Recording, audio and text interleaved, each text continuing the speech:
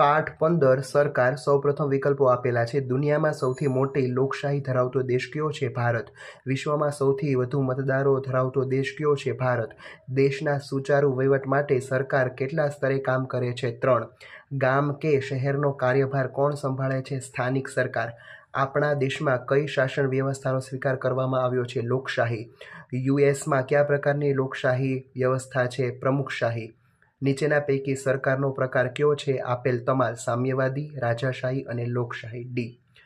લોકશાહીમાં સરકારની રચના કોના દ્વારા થાય છે? લોકોના પ્રતિનિધિઓ દ્વારા। લોકશાહીમાં સરકાર કોના માટે કાર્ય કરે છે? લોકો માટે। વિશ્વમાં સામ્યવાદી વિચારધારાને કઈ વિચારધારા તરીકે ઓળખવામાં આવે છે? ડાબેરી। રાજાશાહીમાં શાસક તરીકે કેટલી વ્યક્તિઓને શાસન કરે છે? 1। લોકશાહીમાં કોના આધારે લોકશાહીના મૂલ્યોનું જતન કરવામાં આવે છે? બંધારણના। ચાલો એના પછી ખાલી જગ્યા આપેલી છે। ભારત વિશ્વમાં સૌથી મોટી લોકશાહી ધરાવતો દેશ છે। લોકશાહીમાં દેશનું સંચાલન સરકાર કરે છે। આપણા દેશની સરકાર મતદાન દ્વારા ચૂંટવામાં આવે છે। લોકશાહી શાસન વ્યવસ્થામાં સરકાર મહત્વનું અને આગવું સ્થાન ધરાવે છે। સ્થાનિક સરકાર ગામ કે શહેરનો કાર્યભાર સંભાળે છે। રાજ્ય સરકાર સમગ્ર રાજ્યનો કાર્યભાર સંભાળે છે। રાષ્ટ્રીય સરકાર સમગ્ર દેશનો કાર્યભાર સંભાળે છે। ભારતમાં સંસદીય લોકશાહી વ્યવસ્થા છે। આપણા દેશમાં સરકારની મુદ્દત સામાન્ય રીતે 5 વર્ષની છે।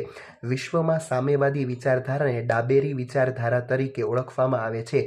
લોકોથી લોકો વડે અને લોકો માટે ચાલતી શાસન વ્યવસ્થાને લોકશાહી શાસન વ્યવસ્થા કહેવામાં આવે છે। લોકશાહીમાં અદાલત સરકારને વિવિધ મુદ્દાઓ માટે સૂચન કે આદેશ કરી શકે છે। ચાલો એના પછી ખરા ખોટા આપેલા છે। લોકશાહીમાં લોકોના હાથમાં સત્તા છે, સાચું। રાજાશાહી શાસક ચૂંટણી વગર પસંદ થાય છે, સાચું। અદાલત સરકારને વિવિધ મુદ્દાઓ માટે સૂચન કે આદેશ કરી શકે છે, સાચું। યુએસ વિશ્વમાં સૌથી મોટી લોકશાહી ધરાવતો દેશ છે, ખોટું। વિશ્વમાં સૌથી વધારે મતદારો ભારતમાં છે, સાચું। રાજ્ય સરકાર સમગ્ર દેશમાં વહીવટ કરે છે, ખોટું।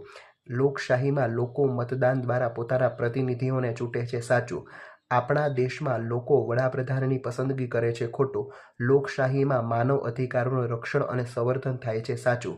કેટલાક દેશોમાં ચૂંટણી દ્વારા સામ્યવાદી સરકાર રચાય છે, સાચું। વિશ્વમાં સામ્યવાદી વિચારધારાને દક્ષિણપંથી વિચારધારા તરીકે ઓળખવામાં આવે છે, ખોટું। રાજાશાહીમાં રાજ્યના પ્રતિનિધિઓ રાજ્યનો વહીવટ કરે છે, ખોટું। ચાલો એના પછી જોડકા આપેલા છે। રાજ્ય સરકાર તો કે સમગ્ર રાજ્યમાં કાર્યભાર સંભાળે છે। સ્થાનિક સરકાર ગામ કે શહેર માટે કાર્યભાર સંભાળે છે। રાષ્ટ્રીય સરકાર સમગ્ર દેશમાં કાર્યભાર સંભાળે છે। રાજાશાહી સરકાર એક જ વ્યક્તિ શાસન કરે છે। નીચેના પ્રશ્નોના ઉત્તર 1-2 વાક્યમાં લખો। સરકારના મુખ્ય પ્રકાર કેટલા અને કયા છે? સરકારના મુખ્ય 3 પ્રકાર છે: લોકશાહી, સામ્યવાદી અને રાજાશાહી સરકાર। આપણા દેશમાં કયા પ્રકારની સરકાર છે? આપણા દેશમાં સંસદીય લોકશાહી શાસન વ્યવસ્થા છે। લોકશાહી સરકારનું કયું કાયદાકીય કાર્ય કરે છે? લોકશાહી સરકાર દ્વારા કાયદા બનાવવાનું, કાયદામાં સુધારા કરવાનું તેમજ કાયદાનો અમલ કરવાનું કાર્ય કરે છે। લોકશાહી એટલે શું? લોકોનું, લોકો માટે અને લોકો વડે ચાલતા તંત્રને લોકશાહી કહે છે। લોકશાહી સરકાર કયા કયા સ્તરે કાર્યો કરે છે? લોકશાહી સરકાર સ્થાનિક, રાજ્ય અને રાષ્ટ્રીય સ્તરે કાર્યો કરે છે। લોકશાહીમાં સરકારનું સંચાલન કોણ કરે છે? લોકશાહીમાં સરકારનું સંચાલન લોકો પ્રત્યક્ષ કે પરોક્ષ મતદાન દ્વારા કરે છે। દરેક દેશને સરકારની જરૂર શા માટે પડે છે? દેશના વહીવટ, જુદા જુદા નિર્ણયો લેવા અને નિર્ણયોનો અમલ કરવા માટે સરકારની જરૂર પડે છે। લોકશાહી સરકારના મુખ્ય કાર્યો કયા કયા છે? તે કાયદા બનાવે છે, કાયદાનો અમલ કરે છે અને કાયદામાં સુધારા વધારા કરે છે તેમજ ન્યાય આપે છે।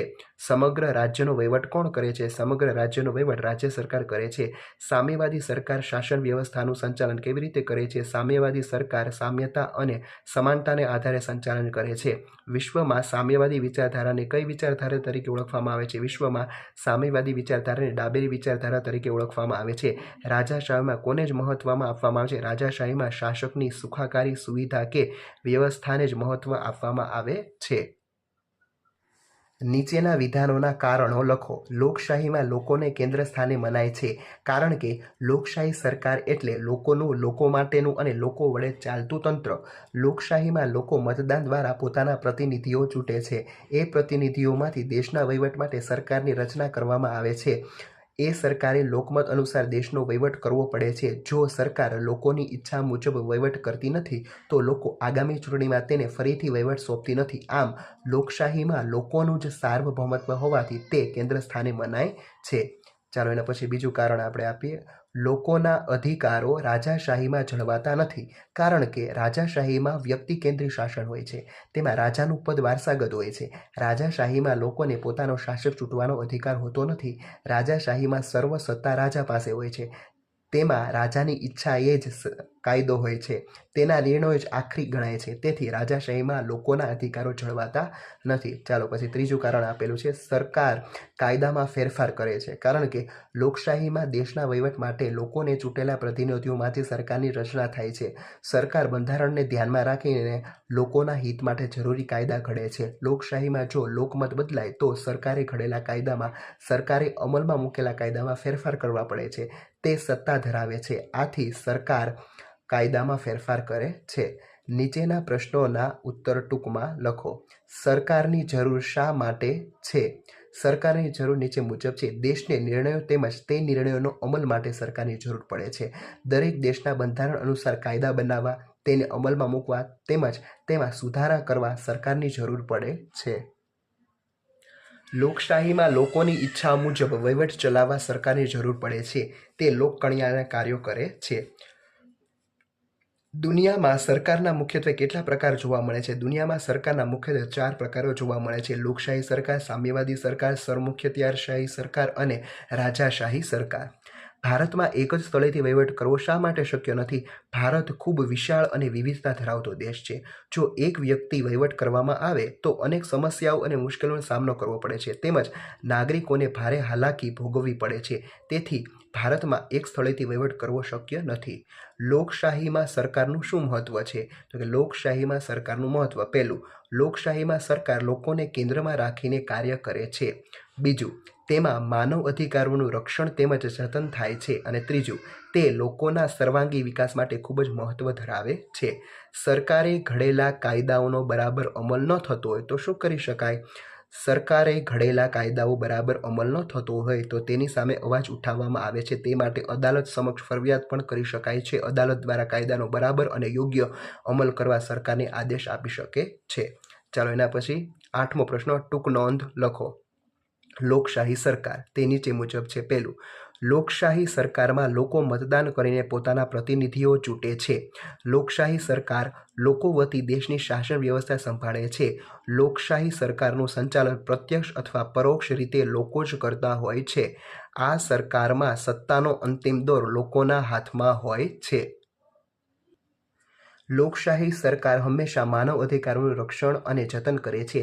તે લોકોના સર્વાંગી વિકાસ માટે કાર્ય કરે છે. અહીં તમારું આ ચેપ્ટર પૂરું થાય છે. Thank you.